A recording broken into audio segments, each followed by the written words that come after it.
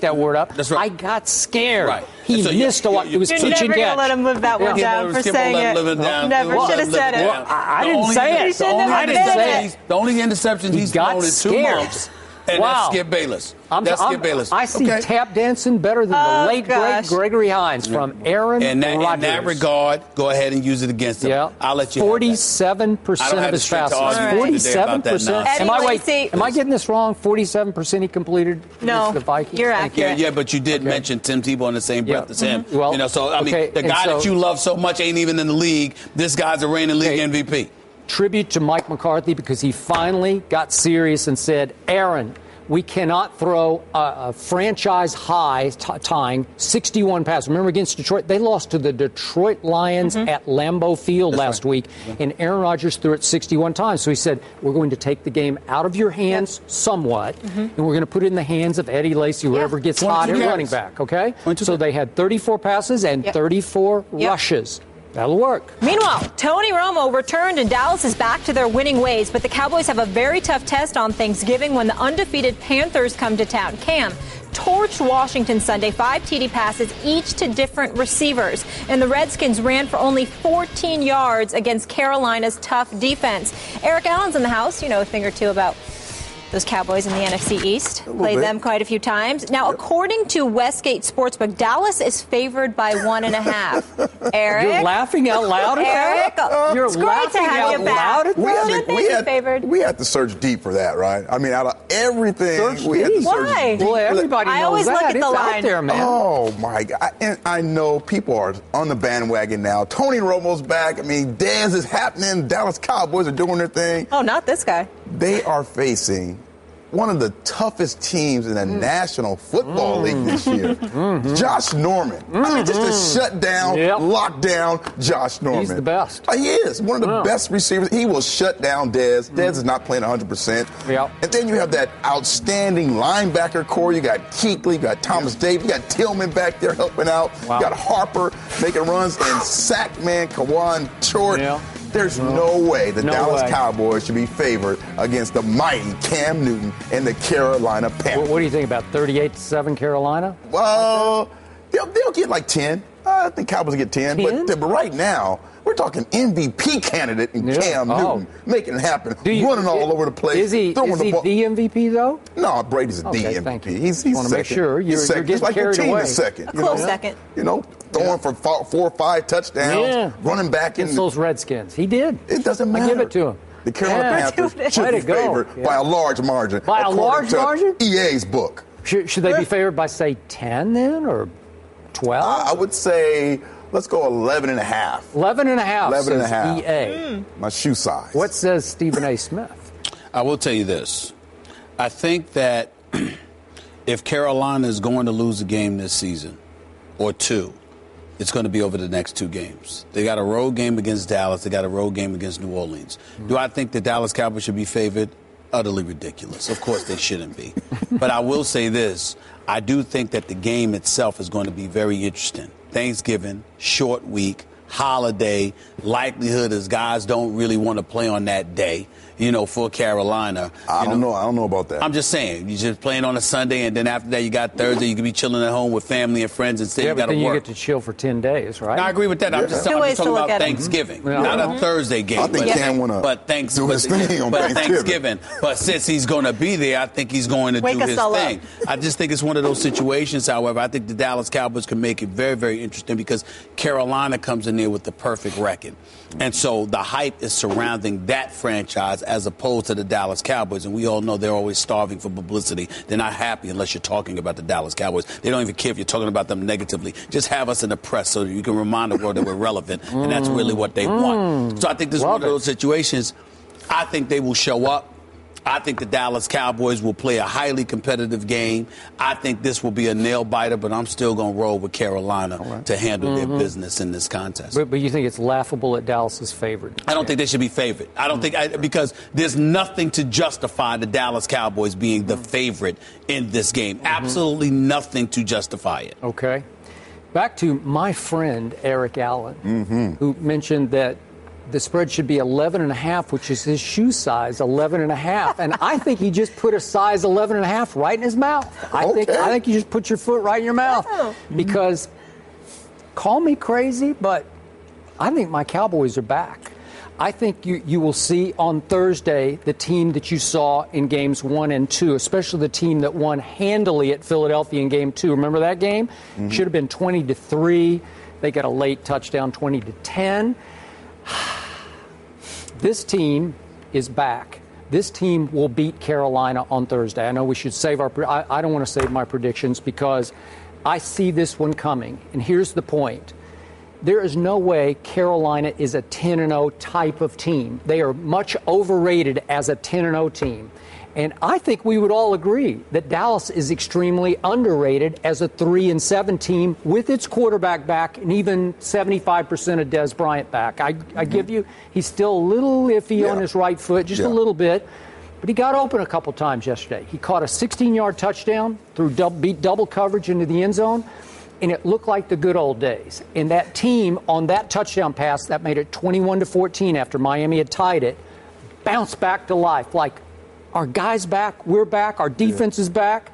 It's the best defense in the division. It's the best offensive line in the division. I think it's the best skill talent in total in the division, including the quarterback, the receivers, and the running back. And I think that Cam will come in there flying high. He's having fun. We all love what he's doing. But I'm going to remind you about Cam Newton's team. They won at Seattle on a late throw in which the Legion of Boom or Doomed at that point did not even cover Greg Olsen. Remember that throw? That won the game for Cam Newton. And then Aaron Rodgers got scared, I'm going to say it one more time, in the pocket on the crucial late play at Carolina when it looked like they were back in the game and failed to see a wide open Randall Cobb in the end zone, a little pitch and catch that would have sent it to overtime. And that's what it took for Carolina to remain unbeaten, because you can't show me another game on their schedule where you say, wow, that was impressive. I give you Seattle, and I give you struggling Green Bay at Carolina. I give you those. But I'm not going to give you this one because I think they're going to be in the wrong place at the wrong time against a Dallas team that almost won 6 of those 7 games that they lost. They were right there at the buzzer, man. They were right there. Yeah. Every game I can show you, they're right there. They're right there. They needed a quarterback to make just one more play. Yeah, you had Mr. Fourth Quarter this week. Just one play. And Tony Romo's going to make that play. I agree it's going to be close. I will give you this. Remember, most of the time, the odds makers give 3 points to the home team. So to say that Dallas is favored by 1.5, you could also make the case that they're not favored by 1.5, right? Yeah. And remember this, because Dallas is America's team and they are so public in the betting public, people will leap on the bandwagon with both fists betting this week. So clearly the odds makers want to set the line to encourage a few people to bet on Cam, just a few people. So they will favor Dallas to say, wait a second. Really? Okay, so Cam's getting points at Dallas. So they're begging people, they're encouraging, they're pushing people to bet on Cam Newton here. So that's the odds maker's psyche.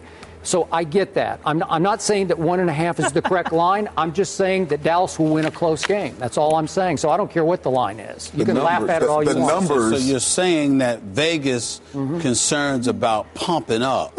They always Cam Newton. Listen, Dallas is the most bet-upon team in pro football. People go crazy betting on, and they do get carried away. The bandwagon will roll this week. They're back in a division. I understand that they're back in division, but we're talking about level of competition. I mean, it is not even close. Just like the NFC East is maybe the worst division in football. So you think you think the Carolina Panthers are significantly better than the Dallas Cowboys? Yes, I do not. Yes, I do. Yes, I don't. They're plus 13, which is the most important probably numbers we need to talk about. They're plus 13. Okay, they're picking the balls off. They have over 30 sacks. They have an outstanding back end, which is going to really negate what Tony Romo needs to do to make those plays. There's not going to be any double teams on Dez. There's going to be single team on Dez, and he's basically going to be taken out of the game. So now you have to really focus on the running game for the Dallas Cowboys. And although, they had a pretty good dose of the running game, this week it's not going to be like that. Got the 2 best middle linebackers in all of football. So the running game is going to be shut down. So Tony Romo, it sounds like Dallas shouldn't even show up for this game. They should show up because they want to be talked about the beatdown that's going to happen with the Carolina Panthers. 10 and points. then Cam Newton just dancing on them. Just dancing on Thanksgiving. Dancing on them. Big old turkey leg at the end of the game. See, the thing about it is that I think that Dallas's defense is capable of neutralizing Carolina's offense to some degree. I think what Cam Newton has done has been absolutely sensational. But if there's a defense that can get up in him, sort of plug those holes, keep him contained to some degree, and keep the score close, I think Dallas defense is capable of doing that. Where I lose faith in the Dallas Cowboys is because I'm wondering what is that offense going to do against Carolina's defense. That's my question mark. But also keep in mind, Carolina's special teams are suspect, as the Redskins showed again yesterday. So let's just keep that in mind as well, because you can score points in a variety of ways. Your defense might shut Dallas's offense down, but you might give up some points special teams-wise. And so I got to be mindful of all of that to say that there's a reason this game, in my estimation, will be close. But to me, the challenge is Tony Romo back, working off the rust after one game. In a short week. Des Bryant's not 100% yet.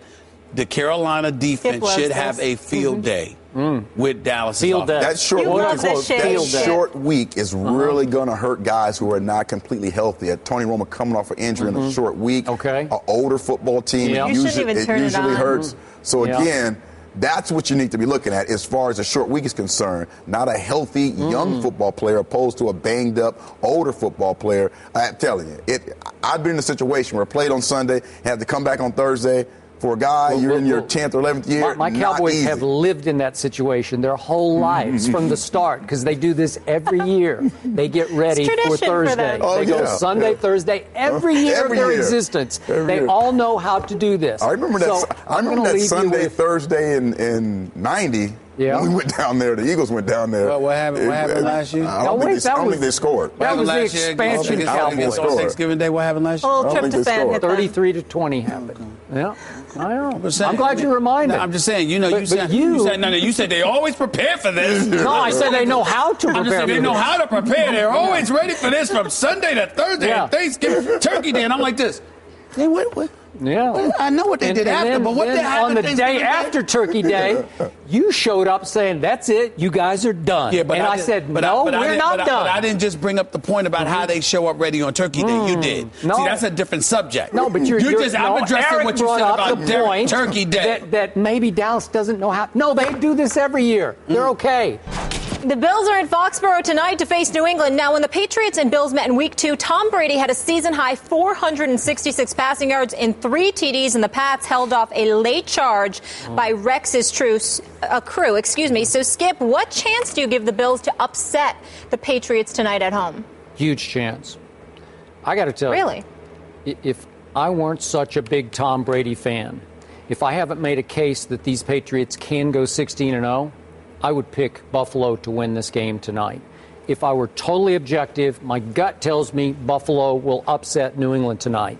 But I do love me some Tom Brady, so I'm not going to do it.